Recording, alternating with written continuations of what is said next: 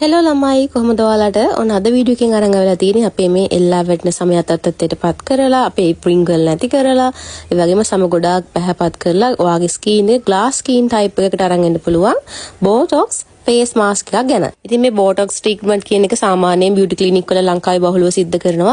හැබැයි ගොඩක් මිල අධිකයි. ඒකෙන් වෙන්නේ ඔයාගේ මේ එල්ලා වැටෙන සමය අතත්තටපත් කරනවා. ඉතින් මම අද කියලා දෙන්නේ නැචරලි කොහොමද මේ වගේ ට්‍රීට්මන්ට් එකක් ගෙදරදී කරගන්නේ කියලා. ඒකත් ඔයාලට ඕන වෙන එකම එක ඉන්ග්‍රීඩියන්ට් එකයි.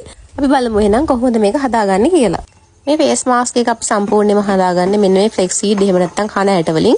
ඉතින් මේක ඕනම ඔයගොල්ලන්ට ආයුර්වේද බෙහෙත් බඩු තියෙන කඩේකින් ඉල්ලන්න ෆ්ලෙක්ස් සීඩ් එහෙම නැත්නම් කන ඇට කියලා ඔයගොල්ලන්ට ගන්න පුළුවන්. ඉස්සෙල්ලා මේ විදිහට හට්ටියක් ලිපේ තියලා මේකට වතුර කෝප්පයක් විතර අපි ඉතුරු ගන්න ඕනේ. කෝප්පයක් කියන්නේ මෙතන මම ගන්න තියෙන්නේ මිලිලිටර් 200ක ප්‍රමාණය. ඉතින් ඒක පොඩ්ඩක් මේ විදිහට රත් වෙන්න දෙන්න ඕනේ ඔයගොල්ලෝ.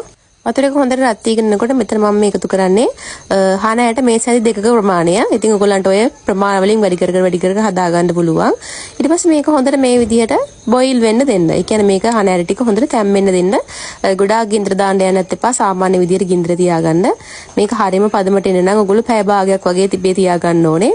මේ විදිහට මේක හොඳට බුබුලු දදා බොයිල් වෙනවා. ඔයගොල්ලන්ට පේනදී සුදු පාට පෙන වගේ උඩට මතුවෙනවා. ඉතින් දාපු වතුර ටික පොඩ්ඩක් හිඳිලා මෙන්න මේ පදමට ආවට පස්සේ ඔයාලට පුළුවන් ලිප් ඕෆ් කරන්න. ලිප් ඕෆ් කළත් පොඩ්ඩක් මේක හැඳි ගා ගන්න. ඔයගලන්ට පේන වැද නිකන් මේක නිකන් සෙවල වගේ තියෙන්නේ. සෙවල ගතියක් තමයි තියෙන්නේ. මේ ඇටවල තියෙන සෙවල ගතිය. වතුරත් එක්ක තැම්බිලා හොඳට එළියට ඇවිල්ලා තියෙන්නේ. මේක ළමයි මැජික් එකක් ඇත්තටම කියනවා නම් ගොඩාක් මේකට කොලජන් නිෂ්පාදනය ඉතාම ඉහළයි. ඔයගලන්ගේ ස්කින් එකේ තියෙන කොලජන් මට්ටම ගොඩාක් හොඳට වැඩි කරන්න පුළුවන් මෙන්න මේ මැජික් ඇටවලට. ඉතින් මේක ගොඩක් කට්ටිය හෙයා මාස්ක් දීලා පාවිච්චි කරනවා. එතකොට මේක බොනම බර අඩු කරගන්න. ඉතින් මම ඉදිරියේදී මේ වීඩියෝස් උත් අරන් එන්නම්. මේ තුන නිමුණාට පස්සේ මේක ටිකක් හද වෙනවා. නිමුණාට පස්සේ දැන් මේක සම්පූර්ණයෙන්ම නිකන් ජෙල් එකක් වගේ වෙලා තියෙනවා. ඔයගලන්ට පේනවා ඇති. හරියටම ජෙල් එකක් වගේ.